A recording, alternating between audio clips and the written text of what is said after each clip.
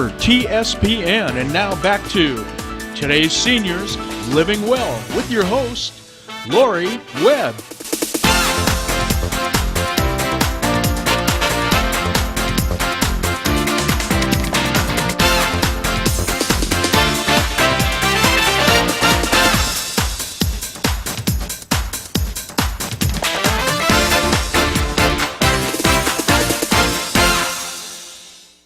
Hi everyone, welcome back to today's Seniors Living Well. Make 2013 your lucky year, and we've tried to do that by giving you a lot of information about services and things that have been going on in Amador County. We just had a nice conversation with Ann Lintz, who's a local insurance agent who really cares about people knowing what they can do to reduce their costs, to be covered, to buy insurance wisely, and we always love it when Ann comes on. And Russ Brown, a local guy who's been here forever, talked to us a little about having a good financial plan. This third segment of the show is something that I really love, which is I get to talk to seniors who have been living well, and you all remember Bill, who was here again last week, who was 105. The lovely lady to my left today is not quite 105, but Dorothy, you have been around for a while. Yes, 97 years plus. 97 plus, but you are not sitting in a rocking chair knitting at all. No, not at all. I enjoy every day, and I enjoy the foothills. We've lived up here for about 10 years now, and we came up from Southern California to be near our families, so that works out very well. So you moved up to Amador to be closer to your families, yes. But you're not living with them. You're doing a lot of stuff in the community. No, I live in my own home, and it's a lovely home that my husband and I built just before he passed on. And I enjoy working at the hospital. The ladies up there, other ladies who work are lovely, and it gets, and since I came up here at an older age, I needed to work at getting some new friends because many of my friends are no longer with us, and some of them are in rest homes, and it could be very difficult if you let it be. If you let it be difficult, yes. But you didn't let it be difficult. How did you choose to reach out into the community? What kinds of strategy did you have about that? Well, I like people, and I like to think I have some purpose on this earth still at this age, and I like to help if there's something I can do, and that's the one thing that I enjoy at the hospital.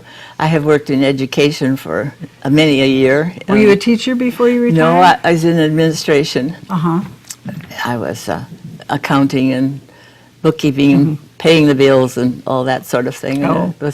But I still felt I was a part of the education, and I very much believe in education for our young people. I think we're going to have to work a little harder at doing that. Yeah, I think that when I hear, my husband was a teacher, he retired. When I hear the statistics about this country and our children and where we rank, it's kind of discouraging sometimes. Yes, it is. I do listen to, try to keep up with the news and what's going on in the world. I think you need to keep your mind busy is one of the things that makes life more interesting. More interesting, right. So what do you do at the hospital? I sit at a desk in the main lobby, and it says information about me, and people can ask me anything they want to. If I can answer it, fine, and if I can't, I tell them where somebody can help them. Send them to the right resource. And they come in and ask about where their patients are, and I have a list of them so I can help them there and help them find it. And there are meetings, and people come in and need to know where their meetings are. And sometimes a man will come in, his wife is having surgery, and he just needs to talk. He's very nervous. And I do spend some time just chatting with people. And kind of being a personal, well, not a counselor exactly, but a comfort to them while they're... Try to be a comfort, yes. Right, no, right. I don't claim to be a counselor. But I'm sure that with your life experience and your caring for people, that it is comforting to have someone like you at the front desk and not just someone that says, go to the surgery waiting room, they'll be with you. Well, they do tell me that, and they thank me for my services, and we're having a luncheon tomorrow for all of our auxiliary good. people, Yeah. and it's a nice contact. And I worked at my church up here as much as I could, anyway. And Do you still do volunteer work with your church? well, I volunteer. I was working with the ushers, but that got to be a little hard for me. But so I do whatever I you can. We have the break bed for friends for the homeless. So and that's the local Methodist church? Yes, Yeah. yes, and I don't do a lot of help with that, except now and then I give them some money to help with the food that they have. Oh, well, that's a big help these days. There's not Right, much money out right. there going around. So when you moved up to Amador, was part of the appeal was the family. Are you also an outdoorsy person? I'm very definitely an outdoorsy person. My husband and I, the second husband, shortly after we were married, we had a trip to the Switzerland and had a guide that took us, a group of us, up into the Alps, and we did that for 2 weeks. Up in the Alps? Yes. So you were in like your 60s? 70s, 80s. 80s? Yes. Oh my God. We went to Europe when I was in my 30s, and I don't think I went hiking in the Alps. Well, it was quite a chore. Sometimes you'd be really tired by the time, but I enjoy that tiredness of having been outside and doing that. And when I was about 77, my grandson and I took a trip up in Yosemite where we took a guide, and for a week we hiked out there. They have some hostels up there that you can stop in the evenings, and Up in the high country. yes, it was about 10,000 Yeah. feet. Many of the trips were. Yeah. So, Wow. And I do many things with my families. I now have a number of great grandchildren that are just lovely. And you do stuff with them? Yes, I do. Great. Yes. You give them good advice about staying active? Well, I try not to give too much advice. I have to be very careful of that when you have grandchildren. That's true, and sometimes the kids don't know until they're actually older No, they that don't. But you yes, actually do. But quite a bit. they really do seem to appreciate me, and I help with them when I can. My grandchildren, I help them more. With the grandchildren, it's a little harder for me. How old are your great grandchildren? Great grandchildren from 5 down to 2 months. Oh yeah, that's a lot of work. I have a 5-year-old granddaughter, so she keeps me moving when she's visiting. Yes, they do. So when you did you choose the hospital to volunteer for? Because how did you pick the hospital? Well, I was thinking about education, but there didn't seem to be any need for volunteers in the offices, and so I guess one of the ladies at church is also a volunteer, and she told me a little bit about it. I just went in and said, "Do you need any volunteers?" And they said they did. So. Yeah, they said, "Oh yes, please come join us." And how long have you been doing that? 5 years. 5 years. Yeah. I was 92 then. I did ask them if they had any age limits on there. And they said, when you reach 110, maybe we'll have to reconsider.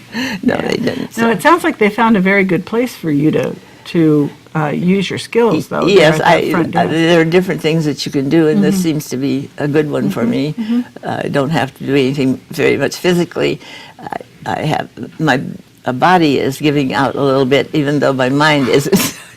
Well, yeah, parts do tend to wear out. Yeah.